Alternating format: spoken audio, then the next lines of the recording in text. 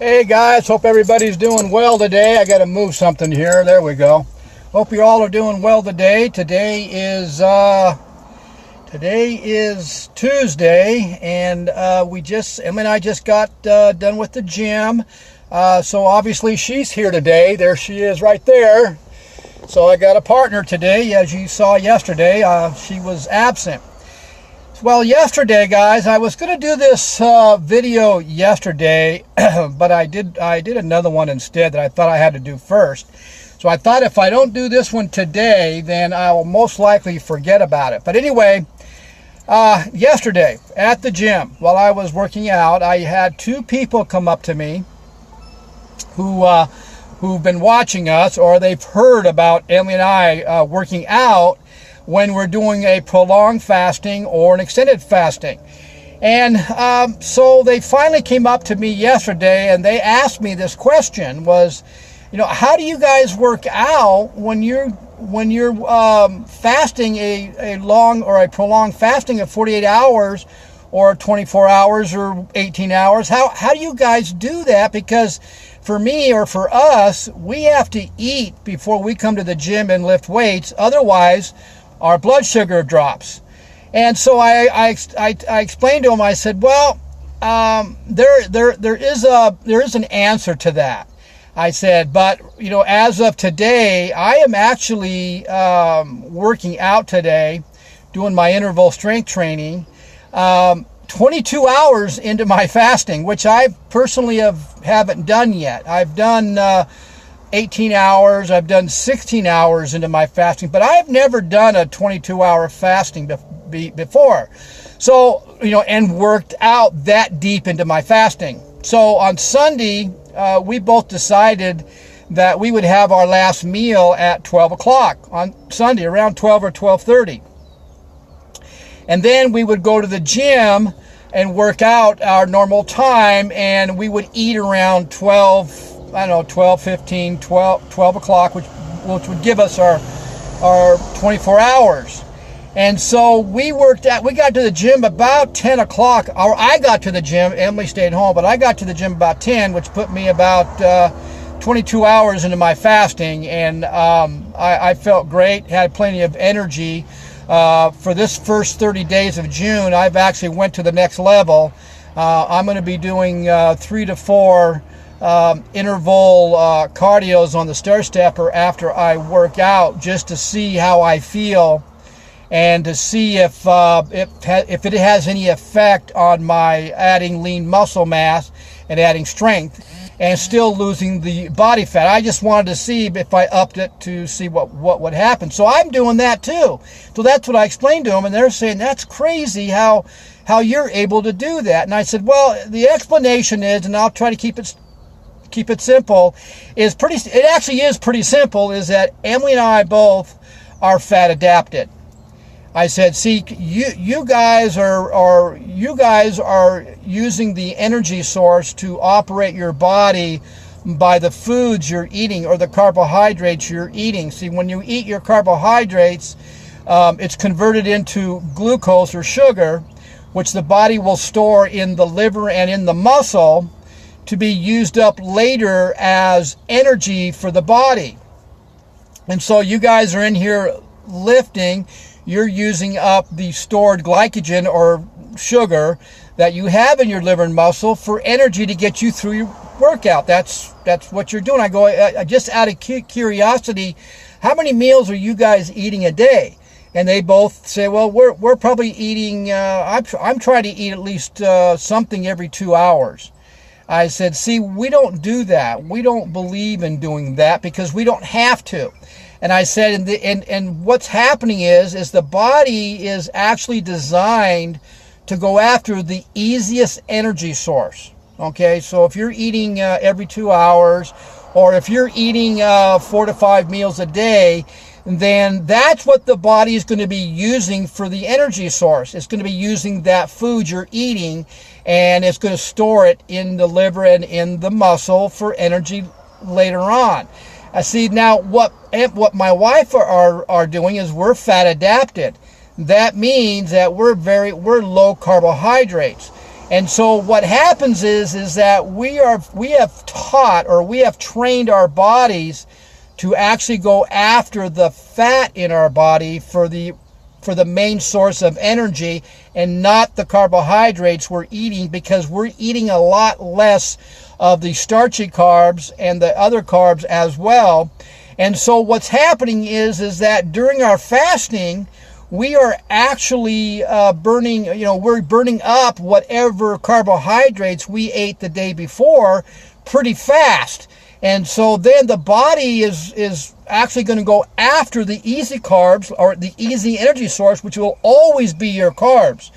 The secondary energy source for all of you, or most of you, is going to be fat. Okay, that's the secondary one. Well, if we're trying to lose weight, or if we're trying to lose body fat, why in the world am I going to want to burn up the carbohydrates as my main source of energy? The idea is to burn body fat. So why not train the body to burn the body fat as its main source, and whatever glycogen is left in the muscle, because the liver, the glycogen is going to most likely be gone in an 18-hour fast or a 16-hour fast. Well, what's ever left in the muscle, the brain needs about 18%. Well, the body is going to store that and use the body fat as energy, as its main source. You see where I'm getting at here? And so what's happening is you guys have basically trained your body to strictly burn carbohydrates or sugars as your main source. And so what happens is, if you jump right into intermittent fasting or an extended fasting, then what happens is, after about 12 or 13 hours while you're asleep, your body's burning up that carbohydrate. And so you're coming into the gym in the morning, and like you were saying, that if you work out on an empty stomach, your blood sugar drops very fast. Well, your body has been programmed for years to burn its main source of energy from the carbohydrates you're eating. Okay? And so all of a sudden, you ran out of carbohydrate. You ran out of sugar that's stored up in your muscle and your liver, and your body's going, wait, hold on. What the heck here? There's nothing left. And that's when the blood sugar drops. Now, not everybody has that blood sugar drop issue. A few people do. And they don't, and that's why they say they can't do any kind of intermittent fasting or extended fasting and then go to the gym and work out. Well, they don't understand that when they work out on an empty stomach, the health magic starts then. And there's a lot of huge health benefits when working out on an empty stomach, and that's for another post. But anyway, there's a lot of scientific research showing the benefits of that. And so I explained to them, I said, see, and now my wife and I have trained our body to use our fat as the main source of energy, and that's why we are able to do what we're doing. And besides, by being fat adapted, we are producing blood ketones, which is very healthy for our body, and we're also tapping into our testosterone and our growth hormone. See, men, when they're doing intermittent, or when they're fat adapted and they're doing and they're working out in a fasting state, they're producing up to 2,000 times more growth hormones. Women are producing up to 1,300 times more growth hormones. We want that at our age. Why is that? Because that's called slowing premature aging down. That's called adding lean muscle without me taking any kind of growth hormone injections. That's why we're doing that. And so I explained to them, I said, it's a process. You're not going to jump right into fat adaptation by changing your eating habits to time eating or intermittent fasting. It doesn't happen overnight. You got to go into it very gradually, and you got to find somebody that can explain that to you and that can guide you through that the first 90 days. See, that's critical. The first 90 days is very critical. Yes, you can go on the internet. Yes, you can read a whole bunch of books. But you need to find somebody that's been doing it for a while and actually look like they've been doing it for a while. that they can guide you through the first 90 days. That's what basically Emily and I are doing now. We're helping people get through that process, the first 90 days, as easy as possible, and educating them at the same time. Now, I also said to them, I said, I noticed you guys aren't carrying around any kind of water to hydrate you. And they said, no, we don't normally work out when we don't normally drink anything while we're working out. He says, well, you know what? That's the first thing you got to change. You got to hydrate yourselves with the right structured water that it has a strong antioxidant in it. I drink, or my wife and I drink, electrolyzed reduced water with molecular hydrogen H2 in it. It hydrates our body at the cellular level while we're training hard.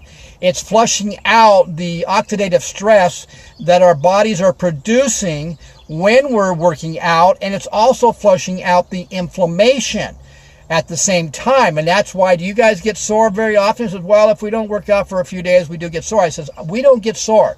Why is that? Because we're hydrating with the right structured water that's able to actually flush out inflammation. So as soon as we walk out of the gym here, we are fully recovered. It's almost like we didn't even train. So if you've heard that old saying, what's that old saying about being sore? I haven't said it for so long, I forgot what that old saying is. Well, if you're not sore, you haven't trained as hard. No, that's a myth, guys. No pain, no gain. Yeah, no pain, no gain. I forgot about that one. But anyway, that's a myth. That's not true. Pain, when you're training, there's a reason for pain. And that reason is you've done something wrong, or it's going to escalate even worse if you keep doing the same thing over and over again. Okay? Well, because of the type of water we're drinking, we're not causing any damage to our muscle from the metabolic waste we've produced during our training. We are flushing that out with every sip of our water. We'll drink a half a gallon while we're training. Okay, so that's the first thing you guys have to change right off the bat. But that kind of gives you guys an idea of why Emily and I can work out so deep into our fasting. And now that I've done the 22-hour fasting and working out at 22 hours, I know I can do that. And I actually felt stronger during that time, and even during my max set. And I have already readjusted my weights about 2 weeks ago with our new routine that we're doing. But I had to readjust it again yesterday because of how I felt. And then today, I actually had to do it again. Now, today, we're going to do our normal 18-hour fast. On Wednesday, we'll probably do an 18 or a 20. We'll probably stick to the 18s the rest of the week. So, guys, I hope that helped you understand why the myth of doing intermittent or prolonged fasting for blood sugar issues is a myth. But like I said before, not everybody has that issue, but those of you that do have it, don't be afraid to get into intermittent or prolonged fasting. Just work into it slowly, and then get your body acclimated to starting to burn more fat. Because obviously, if you're in the gym and you're working out, you're probably looking to burn that body fat. So think about that. Would you rather burn the food you're eating by every 2 hours? If you're eating every 2 hours, or you're eating 4 or 5 meals a day, what are you burning? You're burning that for energy. So you're not even tapping into the body fat. You're not even getting near it. Your body's not going to go after it. It's a secondary. You got to reverse it. Reverse it. Switch your body to fat burning, guys. Okay? So if you guys want more information on the how we help people for the first 90 days, message me. You can go to my YouTube channel. Type in Bill Mabry, subscribe to it for more health videos. You also can go to my Facebook page, Drink Nature's Water, like it.